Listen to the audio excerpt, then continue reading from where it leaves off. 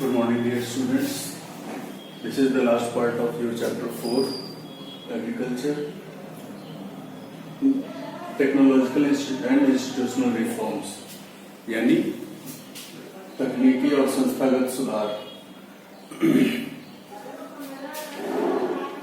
Agriculture में बहुत सारे सुधार किए गए। आफ्टर इंडिपेंडेंस बहुत सारी उपलब्धियां हमने हासिल की, लेकिन उसमें एक मेन चीज है टेक्नोलॉजिकल एंड इंस्टीट्यूशनल रिफॉर्म्स, यानी तकनीकी और संस्थागत सुधार। यानी अब जैसे more than 60% of population rely on agriculture. आज के डेट में अभी हमारे देश में 60% से ज्यादा पॉपुलेशन एग्रीकल्चर पर डायरेक्टली और इनडायरेक्टली डिपेंड करती है। After independence land and institutional reforms were given priority. आजादी के बाद भूमि सुधार और इंस्टीट्यूशनल रिफॉर्म्स यानी संस्थागत सुधार, यानी जो हमारे संस्थान है, जो इंस्टीट्यूशंस है, गवर्नमेंट के जो ऑर्गेनाइजेशन है, वो एग्रीकल्चर के लिए क्या कर रही है और उनका क्या योगदान रहा है, उससे हमें क्या बेनिफिट मिला, उसके बारे में। तो technical reforms brought green revolution. बहुत सारे तकनीकी सुधार है, जैसे साइंटिस्ट ने हमारे नए नए ग्रीन रिवोल्यूशन को लाने के लिए बहुत सारे उपाय किए, जैसा कि HYV seeds, high yielding variety seeds को इंट्रोड्यूस किया, ट्रैक्टर्स और बहुत सारे इक्विपमेंट लाए गए एग्रीकल्चर में। और बहुत सारे तकनीकी सुधार के बाद हमारे देश में जो एग्रीकल्चर प्रोडक्ट्स है, उसका प्रोडक्शन सीधा 2.5 गुना 3 गुना बढ़ा था, जिसे हमने नाम दिया था ग्रीन रेवोल्यूशन का।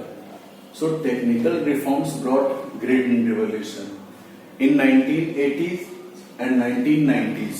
1980 और 1990 का जो 2 दशक है, यानी 20 साल का जो पीरियड है, उसमें मैनी ग्रामीण banks and cooperative banks were started for loan.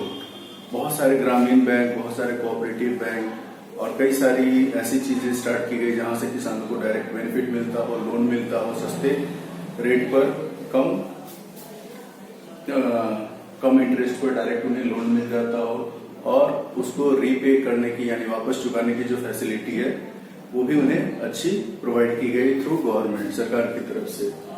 किसान क्रेडिट कार्ड KCC, आपने नाम सुना होगा KCC के बारे में खूब, और पर्सनल एक्सीडेंट इंश्योरेंस स्कीम, फसल बीमा, बहुत सारी ऐसी सुविधाएं हैं, बहुत सारी ऐसी जो योजना है, स्कीम्स है, वो गवर्नमेंट के द्वारा लॉन्च किए गए। और ये सारी योजनाएं इंस्टीट्यूशनल रिफॉर्म्स के अंतर्गत आया, यानी संस्थागत सुधार के अंदर आया।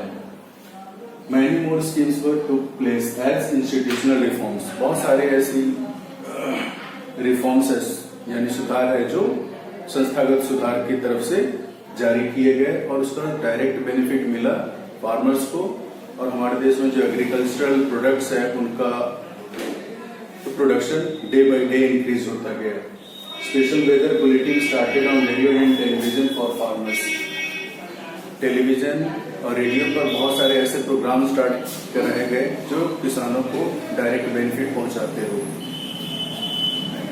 Minimum support prices MSP, procurement price given to stop exploitation of farmers.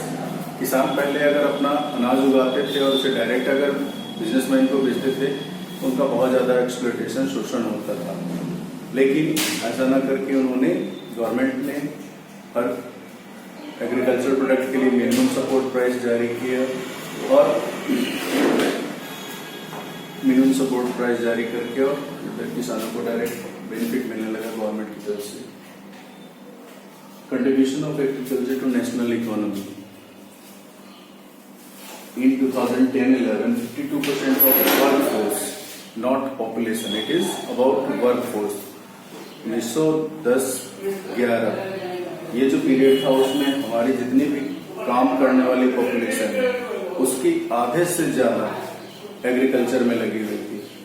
यानी हमारे देश में जितने भी वर्कर्स हैं किसी भी एज के, उसका हाफ से ज्यादा डिपेंडेंट है एग्रीकल्चर पर। Still we are getting very less benefit from this part of economy.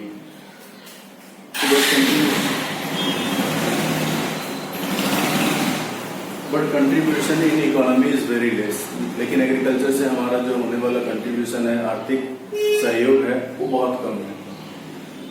चलिए इसके बहुत सारे कारण हैं, लेकिन एक समय था जब एग्रीकल्चर ही हमारी जीडीपी का एक बड़ा सा हिस्सा प्रोवाइड करता था। नेक्स्ट टॉपिक है आपका फूड सिक्योरिटी। इसके पॉइंट्स को आप पढ़ेंगे समझेंगे, लेकिन वैसे ये ओमिटेड यानी हटाया जा चुका है सिलेबस से बहुत पहले से, इस साल के लिए नहीं, पिछले 3-4 साल से ओमिटेड है, हटा हुआ है। लास्ट टॉपिक है आपका impact of globalization on agriculture, यानी वैश्वीकरण का ग्लोबलाइजेशन का एग्रीकल्चर पर क्या इफेक्ट पड़ा, क्या इम्पैक्ट पड़ा। First started during colonization period में।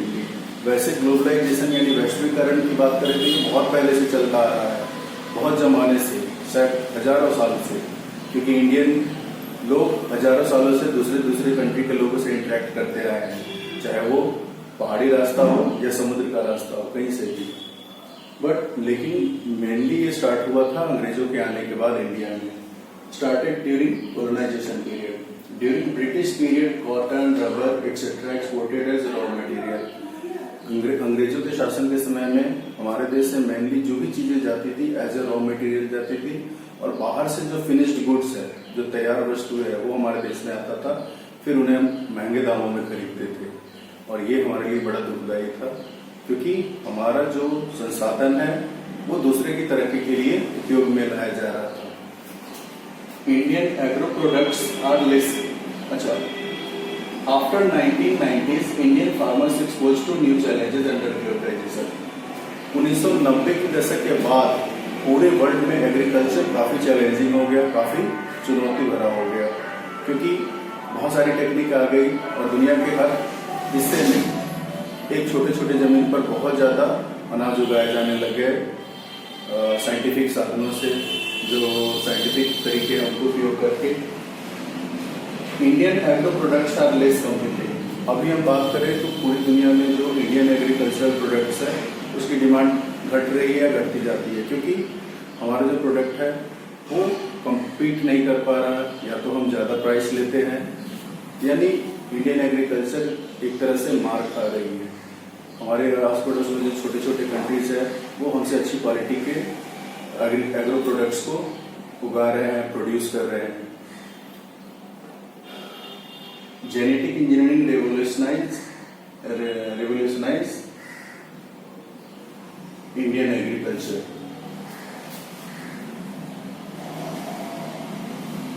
जेनेटिक इंजीनियरिंग को हमने इंट्रोड्यूस करके अपने एग्रीकल्चर को काफी रिवोल्यूशनाइज किया है, और यही कारण था कि 60 और 70 के दशक में हमारे देश में